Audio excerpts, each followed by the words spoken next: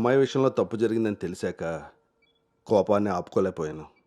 మీ విషయంలో తప్పు చేశానని తెలిసాక మీ ముందు తలెత్తుకోలేక నిలబడ్డాను.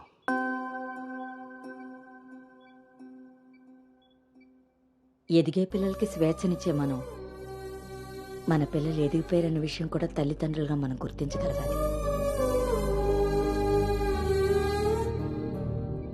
అయినా పెంపకం అంటే పిల్లలకేమీ తెలియకుండా పెంచడం కాదు, వాళ్ళకన్నీ తెలియాలి. అందులో ఏది మంచో ఏది చెడో మనమే తెలియపరచాలి. పిల్లల విషయంలో తప్పు మన పెంపకం అయితే పొరపాటు వాళ్ళ ప్రయాణం.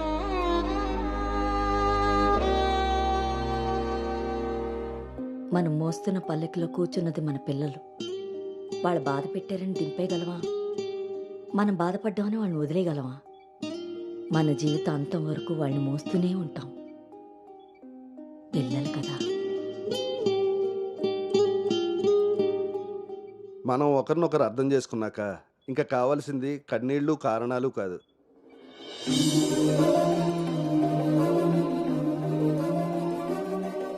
నాకు ఈ పెళ్ళొద్దు నాన్న.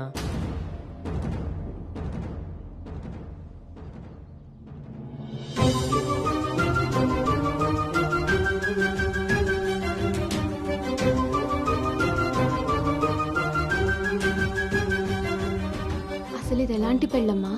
పెద్దలు కుదిర్చి పిల్లల ఇష్టంతో జరుగుతున్న పెళ్ళ, లేక పిల్లలే ఇష్టపడి పెద్దల్ని ఒప్పించి చేసుకుంటున్న పెళ్ళ? పెద్దలు చేసే పెళ్లిలో కానీ పెద్దల్ని ఎదిరించి చేసుకునే పెళ్లిలో కానీ పెళ్ళి ఎలా ఉంటుందో ప్రేమ కూడా అలానే ఉంటుంది. కానీ మా పెళ్లిలో అది మాత్రమే ఉండదు. ఆ రోజు మీరు అడిగారు నన్ను, నువ్వు సంతోషంగా ఉండాలి అంటే నీకు ఎలాంటి భర్త కావాలి అని. అప్పుడు నా మనసులో మాట చెప్పాను. కానీ నేను ఆ రోజు చెప్పిన వ్యక్తి గౌతమ్ అయితే కాదు నాన్న. పెద్దలకి నచ్చినట్టుగా పిల్లల్ని పెంచుకునే అవకాశం అందరికీ ఉండొచ్చు. పెద్దలకి నచ్చిన విధంగా పిల్లలు పెళ్లి చేసే అదృష్టం కొంతమందికే ఉంటుంది.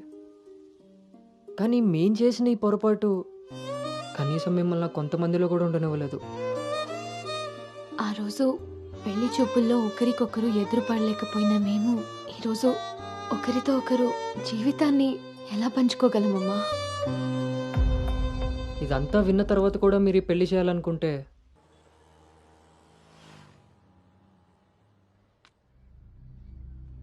చిన్నతనం నుంచి నువ్వు నేను ఒకే ఊర్లో పెరిగాం. నిన్ను తాకిన గాలే నన్ను తాకింది, నువ్వు తాకిన నెలనే నేను తాకాను. మన పరిచయం విచిత్రం, మన ప్రయాణం ఇంకా విచిత్రం.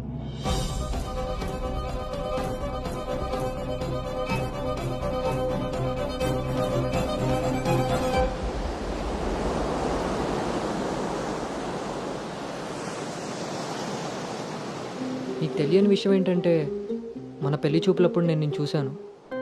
ఎవరితో అయితే అలాంటి రిలేషన్లో ఉన్నానో తననే పెళ్లి చేసుకోబోతున్నానని టెన్షన్తో పారిపోయాను. తర్వాత మళ్ళీ కలవకూడదు, కనీసం ఎదురుపడకూడదు అనుకున్నాను. కానీ మన మనసులు మనల్ని కలపకపోయినా పరిస్థితులు మనం మళ్ళీ ఎదురుపడేలా చేశాయి. మనం కలిసిన ఈ కొన్ని రోజులే నా మనసులో ఉన్న ఫీలింగ్స్ని నేను అర్థం చేసుకునేలా చేశాయి.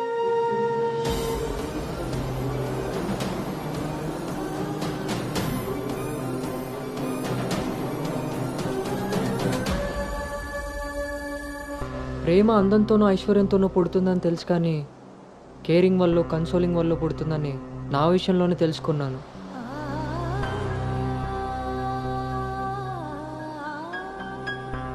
అసలు నీకు నాకున్న సంబంధం ఏంటి? ఎప్పుడు కలుద్దాం, ఎక్కడ కలుద్దాం? మరి అలాంటప్పుడు నీ స్ట్రగుల్ని నేనెందుకు ఫీల్ అవ్వాలి? ప్రతి క్షణం దాన్ని గుర్తు చేసుకుంటూ నేనెందుకు స్ట్రగుల్ అవ్వాలి? ఈ ఫీలింగ్స్ అన్నిటికీ అర్థం ప్రేమ.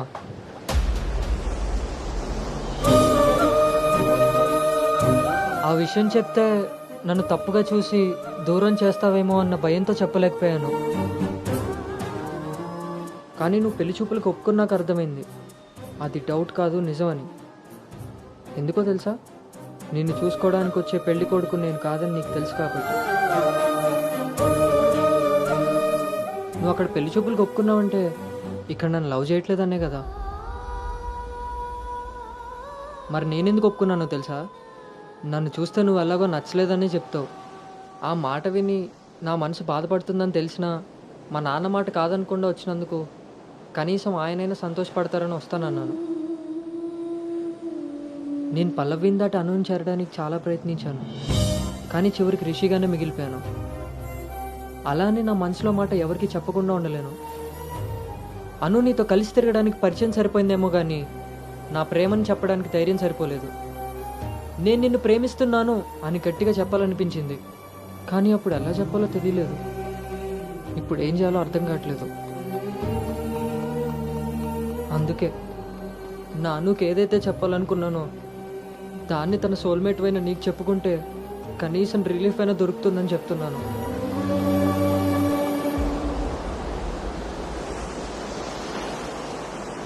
I love you, Anu.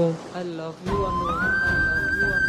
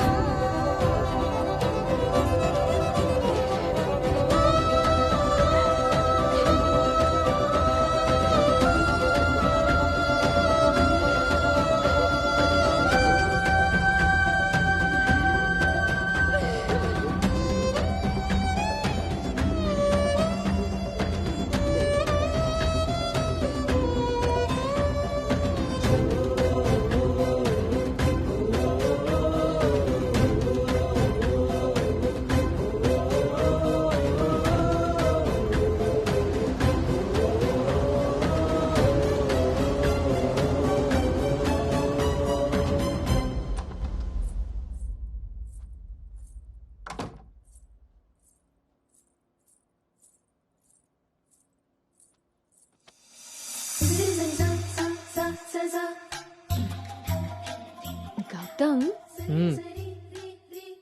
నేనొకటి అడగనా? ఇప్పుడే కదా అయింది, మళ్ళీనా? ఛీ, అది కాదు.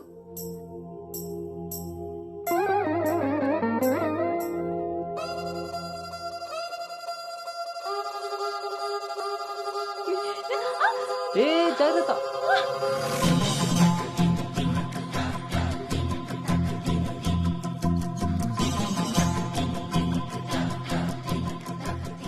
ఆ రోజు కూడా రైల్వే స్టేషన్లో ఇలాగే పట్టుకోవచ్చు కదా, మొత్తెందుకు పెట్టేసా?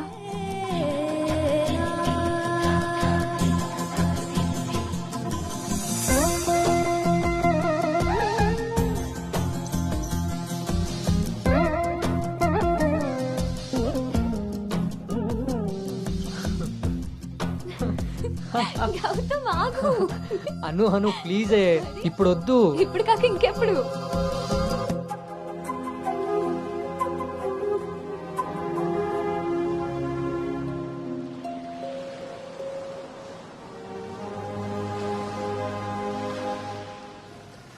దరనా